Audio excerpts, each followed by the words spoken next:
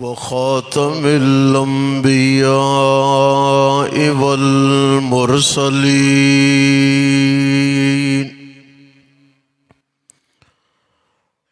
وعلى آله وأصحابه أجمعين.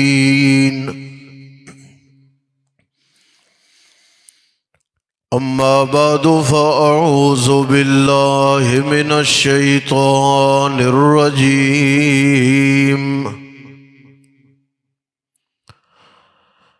بسم الله الرحمن الرحيم.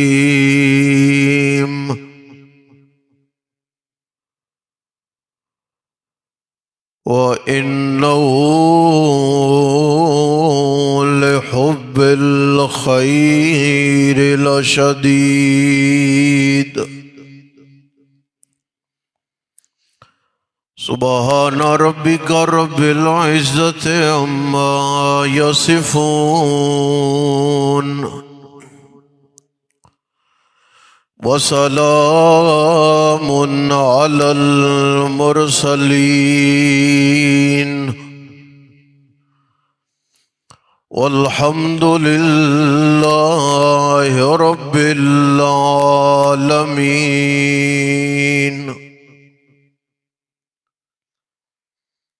اللهم صل على محمد وعلى آل محمد كما صليت على إبراهيم وعلى آل إبراهيم إنك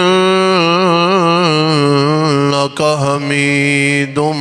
مجيد. اللهم بارك على محمد وعلى آل محمد كما باركت على إبراهيم وعلى آل إبراهيم إنك حميد مجيد.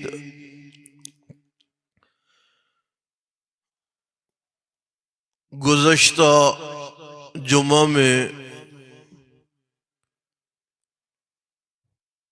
میں نے ایک لفظ کے دو معنی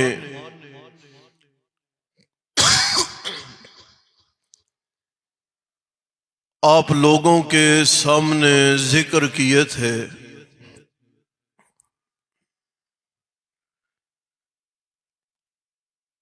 عام طور پہ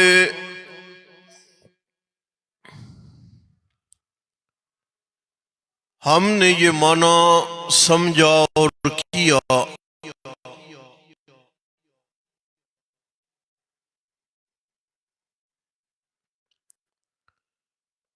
کہ انسان اپنے رب کا بڑا ناشکرا ہے.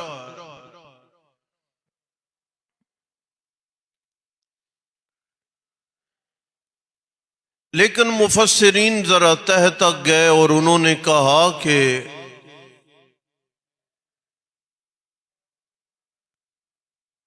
اللہ تعالی کی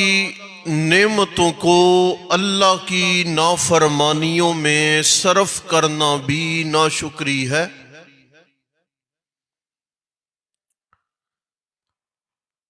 نعمت کو سینے سے لگانا، نعمت کو پکڑنا اور منعم یعنی انعام کرنے والے پروردگار کو یاد نہ رکھنا، یہ بھی ناشکری ہے.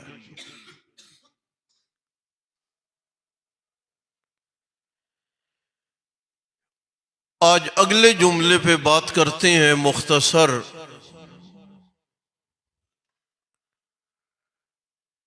اللہ کہتے ہیں کہ یہ جو بندہ ہے نا، اس میں خیر کی محبت یعنی مال کی محبت بڑی راسخ ہو گئی ہے.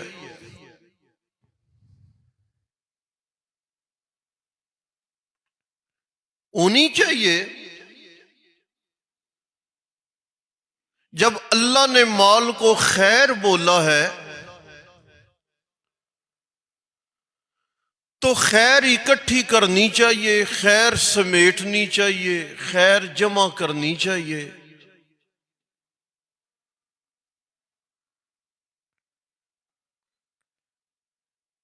لیکن ایک المیہ ہے کہ قرآن جہاں پہ مال کو خیر بولتا ہے وہاں پہ قرآن یہ بھی کہتا ہے کہ یہ محبت تمہارے جی میں راسخ نہیں ہونی چاہیے، تمہارا دل صرف دنیا کی جانب متوجہ نہیں رہنا چاہیے۔ آج اس مسئلے کو حل کریں گے، آسان لفظوں میں کوشش کروں گا یہ پیغام مختصر دوں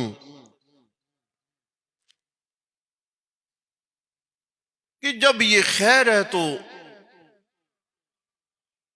سمیٹنے والے کو چاہیے کہ سمیٹتا جائے، جتنا مال اکٹھا ہو سکتا ہے کرے، اور اللہ نے اسے صرف خیر نہیں بولا بلکہ اللہ نے اسے فضل بھی بولا ہے۔ توجہ رکھیے گا، میں نے اتنی سی بات ہی کرنی ہوتی ہے کہ اکتاہٹ بھی نہ ہو اور پیغام پہنچ جائے۔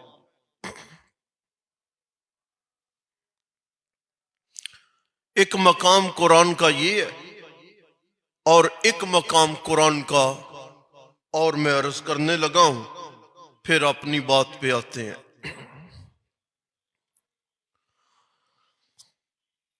وَإِذَا قُضِيَتِ الصَّلَاةُ فَانتَشِرُوا، یہ جو نماز جمعہ کا موقع ہے، فرمایا جب یہ نماز مکمل ہو جائے فَانتَشِرُوا فِي الْأَرْضِ، اپنی توانائیاں صرف کرو، اپنی ہمت لگاؤ، کاروبار کرو، مزدوری کرو۔ اور اگلا جملہ اللہ نے فرمایا فَابْتَغُوا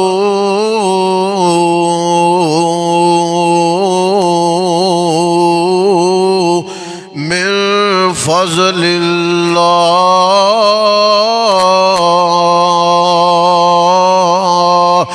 جب باہر نکلو میں اللہ کے فضل کو تلاش کرو، میں اللہ کے فضل کے متلاشی بنو۔ اور آپ میں ہر بندے کو یہ دعا یاد ہے، جب بندہ مسجد سے باہر نکلنے لگے، عبادت مکمل ہو گئی ہے، نماز پڑھ لی ہے، اپنے گھر کو نکلنے لگا ہے، بازار کو جانے لگا ہے، دکانداری کرنے لگا ہے، منڈی میں جانے لگا ہے، اس بندے کی زبان پہ جملہ کیا ہوتا ہے؟ مولا میں نے اپنی دینی ذمہ داری نماز کے ذریعے مکمل کر لی ہے، اب میں اپنی دنیاوی ذمہ داری کی جانب قدم اٹھانے لگا ہوں، لہٰذا میرے پروردگار اللہم انی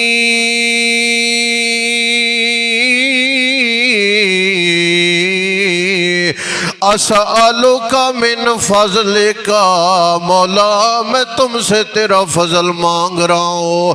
اللہ کے نبی علیہ السلام نے بھی یہاں پہ مال کو فضل بولا ہے، اللہ کریم نے قرآن میں مال کو فضل بولا ہے، اور یہ جو سورت العادیات ہے اس میں اللہ نے مال کو خیر بولا ہے، اور جب وراثت کی باری آتی ہے ان ترک خیرا، وہاں پر بھی اللہ نے مال چھوڑنے والے کے مال کو خیر سے تعبیر کیا ہے۔ ایک جانب یہ مال خیر ہے، ایک جانب یہ مال اللہ کا فضل ہے، لیکن دوسری جانب اللہ پاک نے اس پہ تنقید بھی فرمائی ہے۔ اللہ کریم فرماتے ہیں الذی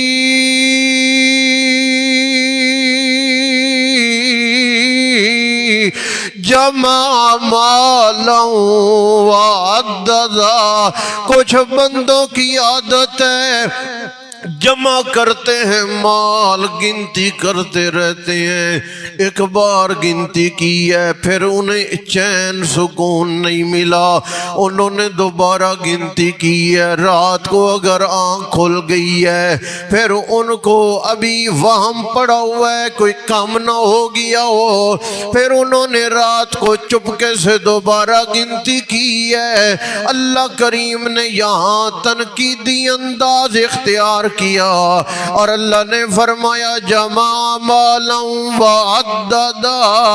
ایحسب ان مالہ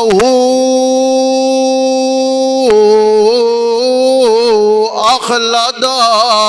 ان کا خیال ہے یہ ہمیشہ میرے کام آئے گا مال، مجھے کسی اور غرض و غایت کی ضرورت نہیں، صرف پیسے کی ضرورت ہے، صرف مال کی ضرورت ہے، یہ جمع ہونا چاہیے، یہ اکٹھا ہونا چاہیے، اور کوئی شے بچتی ہے بچے، نہیں بچتی نہ بچے، انسانیت بچتی ہے بچے، نہیں بچتی نہ بچے، میرا وقار بچتا ہے بچے، نہیں بچتا نہ بچے، حلال ملتا ہے تب، حرام ملتا ہے تب، سود کی کمائی ہے تب، رشوت کی کمائی ہے تب، قبضے کی کمائی ہے تب، جو بھی حرام کے ذرائع استعمال کرنے سے باز نہیں آتا، جتنا دھوکہ دے سکتا ہے دیتا ہے، صرف ایک کی غرض و غایت ہے کہ یہ مال اکٹھا ہو جائے، اور ایک اور مقام ہے اللہ کریم نے وہاں پہ بھی گلا شکوہ فرمایا ہے۔ اللہ فرماتے اما الانسان اذا ما ابتلاه فاکرمہ ونعم فیقول ربی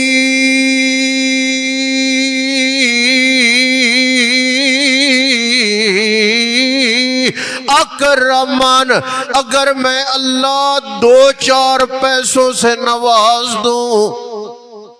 کہتا ہے بڑا کرم ہو گیا، اللہ کا بڑا انعام ہو گیا ہے، بڑی خیر ہے جی، بڑا فضل ہے، لیکن اگر اس کے مقابلے میں اما الانسان اذا ما ابتلاه، اگر میں اللہ آزمائش کا دوسرا رخ استعمال کروں اور میں اللہ ذرا مال میں کمی کر دوں، کوئی نقصان ہو جائے، گھاٹا پڑ جائے، کاروبار میں زیادہ نفع نہ ہوتا ہے نا، جاگ رہے ہو؟ کیونکہ قرآن پاک نے ایک اور منظر و مقام بھی بیان فرمایا،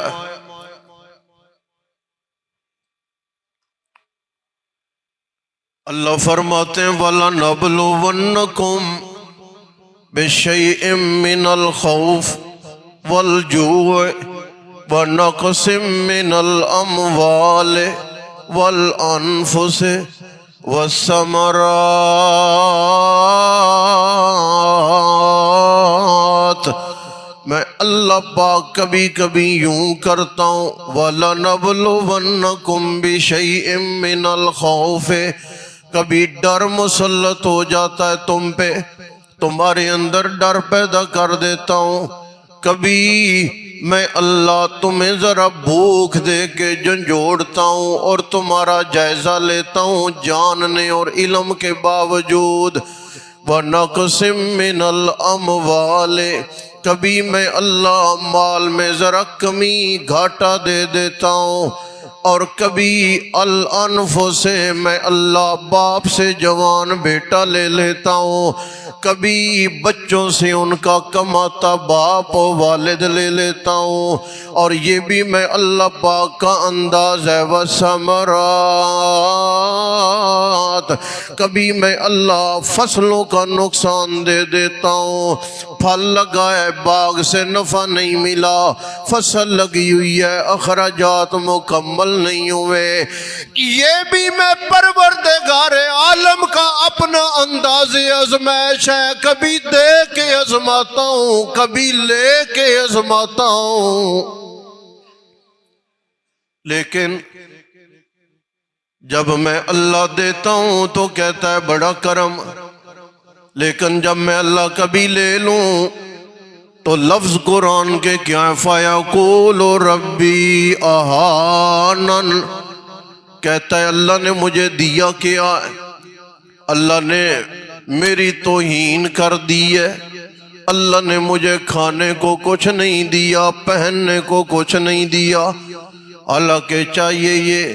اگر اللہ نے دیا ہے شکریہ ادا کر، اگر اللہ پاک کی طرف سے آزمائش اور کمی آ گئی ہے صبر کر،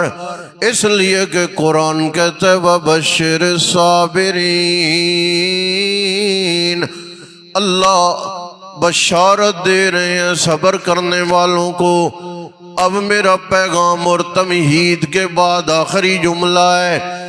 پروردگار عالم نے مال کو فضل بھی بولا ہے، مال کو خیر بھی بولا ہے، دوسری جانب اللہ پاک نے تنقید بھی فرمائی ہے، مولا یہ کیسی خیر ہے جس پہ تنقید ہو رہی ہے نا؟ حالانکہ خیر اکٹھی ہونی چاہیے۔ آپ ذرا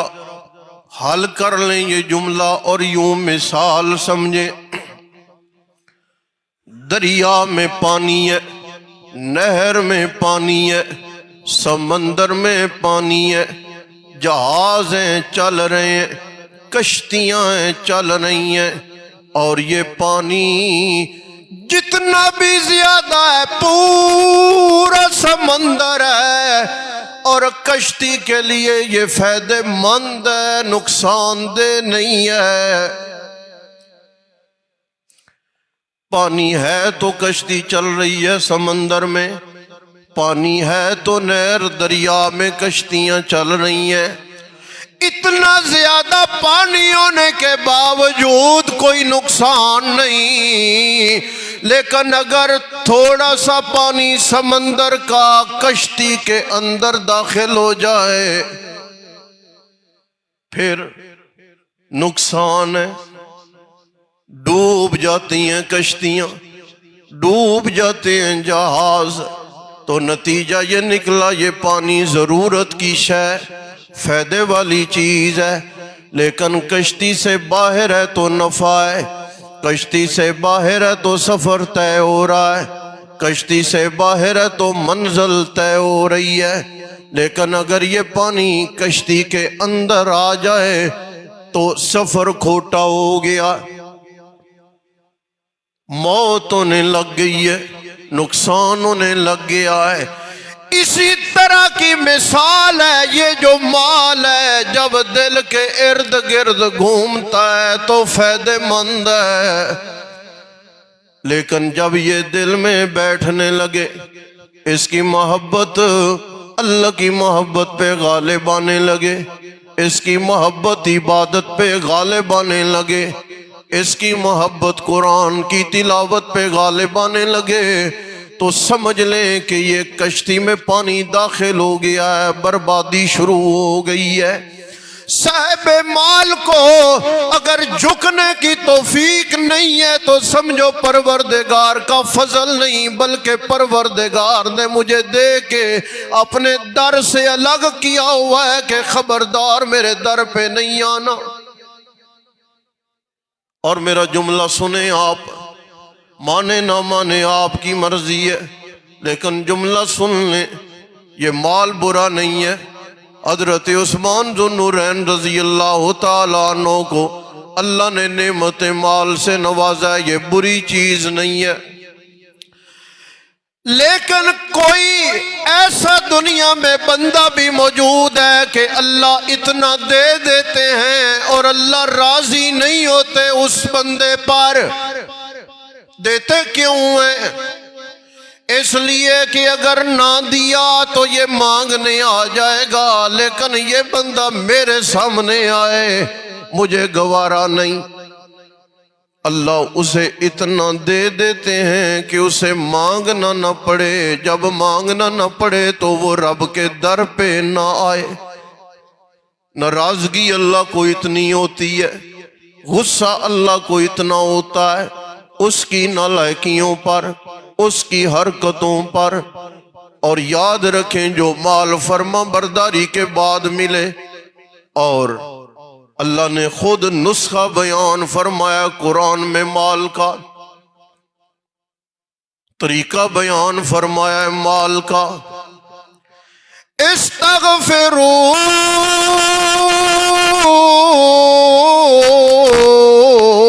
ربکم، ہر وقت پروردگار کے سامنے معافیاں مانگتے رہا کرو، اور اللہ پاک کی جانب رجوع کیا کرو، توبہ کیا کرو۔ مولا کیا ہوگا؟ اللہ فرماتے ہیں یرسل السماء علیکم، میں اللہ آسمانوں سے بارشیں اتار کے تمہیں رزق کی زمین سے فراخی عطا کر دوں گا۔ یہ فائدہ ہے استغفار کا، یہ نفع ہے استغفار کا۔ اور اللہ کے نبی علیہ السلام نے فرمایا، میں ایک روایت ہے دن میں 70 بار استغفار کرتا ہوں، اور دوسری روایت ہے اللہ کے نبی علیہ السلام نے فرمایا میں اپنے پروردگار کے سامنے دن میں 100 بار استغفار کرتا ہوں، معافیاں مانگتا ہوں۔ حالانکہ اللہ کے نبی علیہ السلام تو معصوم ہے، گناہ کوئی نہیں، ان کی عادت مبارکہ ہے 70 بار یا 100 بار۔ میرے آپ کے تو گناہ گننے میں نہیں آتے، میری آپ کی نافرمانیاں تو گننے میں نہیں آتی، میری آپ کی خطائیں تو گننے میں نہیں آتی۔ ہم نے تو 7 بار بھی کبھی استغفار نہیں کی، ہم نے تو ایک بار بھی صحیح معنوں میں پروردگار کو منانے کی کاوش و کوشش نہیں کی، حالانکہ وہ تو بہانے تلاش کرتی ہے ذات۔ 100 بندوں کا قاتل ہے، توبہ کی نیت سے نکل پڑا ہے۔ نیم حکیم نے کہا ہے، ایک جاہل نے کہا ہے کہ اب بات ختم ہو گئی ہے، قتل 99 تھے، اس نے غصہ کیا، اسے بھی مار کے 100 مکمل کیے۔ کسی دانشمند نے کہا کہ وہ بستی علماء کی بستی ہے، وہاں جاؤ تاکہ تیرے مزاج میں نیکی آ جائے۔ نکلنے لگا ہے، موت آ گئی ہے۔ بہانے دیکھیں، چھوٹا موٹا گناہ نہیں، 100 بندوں کا قاتل ہے، لیکن بہانہ دیکھے۔ عذاب کے ملائکہ بھی، رحمت کے ملائکہ بھی آئے ہیں، اختلاف ہو گیا، ہم جہنم کی جانب لے کے جائیں گے، قاتل ہے یہ، نہیں جی ہم جنت کی جانب لے کے جائیں گے، اس لیے کہ توبہ کی نیت سے نکل پڑا۔ رب کا بھی اپنا انداز ہے، ایک فرشتہ ایک ترتیب کے ساتھ گزر رہا ہے، رک گیا، کیا اختلاف ہے؟ یہ ہے، میں تمہیں حل بتاتا ہوں، تم ایسے کرو، ذرا زمین کی پیمائش کر لو، اگر یہ اپنے گناہ کے مقام کے قریب ہے تو جہنم میں لے جاؤ، اور اگر یہ نیکی والی بستی جہاں پہ جانا چاہ رہا ہے یہ اس کے قریب ہے تو جنت میں لے جاؤ۔ صحیح معنوں میں اگر دیکھا جاتا تو یہ گناہ کی بستی کے زیادہ قریب تھا، نیکی کی بستی سے دور تھا۔ ایک جانب کی زمین کو اللہ نے فرمایا اے گناہ والی زمین پھیل جا اور نیکی والی زمین سکڑ جا۔ اللہ نے بہانے سے ایک زمین کو سکیڑ کے راستہ جنت کا بنا دیا ہے۔ وآخر دعوانا الحمدللہ رب